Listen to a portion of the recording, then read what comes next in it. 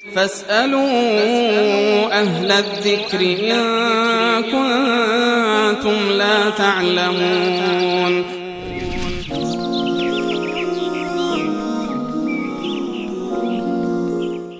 آیا کشیدن قلیان یا سیگار گناه هست یا نه؟ در واقع این اگر طبقه بندی بکنیم این موارد رو حتی از خود این بیننده عزیز اگر این سوال رو بکنیم که به نظر شما سیگار یا بقیه دخانیات و مواد مخدر اینا جزء طیبات هستند یا جزء خبائث هستند، قطعا این جوابش این است که جزء خبائث هستند، جزء طیبات نیستند و الله متعال طیبات رو حلال کرده و خبائث رو حرام کرده و قطعا در کراهیت این موارد به تخفیفی هم که قائل بشیم حداقلش این است که حکم کراهت باشه. کراهت هم یکی از انواع و اقسام در واقع همون حرام هست، به تعبیر دیگر و یک نوع حرمتش رو در حد پایینتری بیان کردن. منتها در این که جزء اقسام حرام هستند هیچ شکی و اختلافی در میان ائمه و مجتهدین در این زمینه وجود ندارد.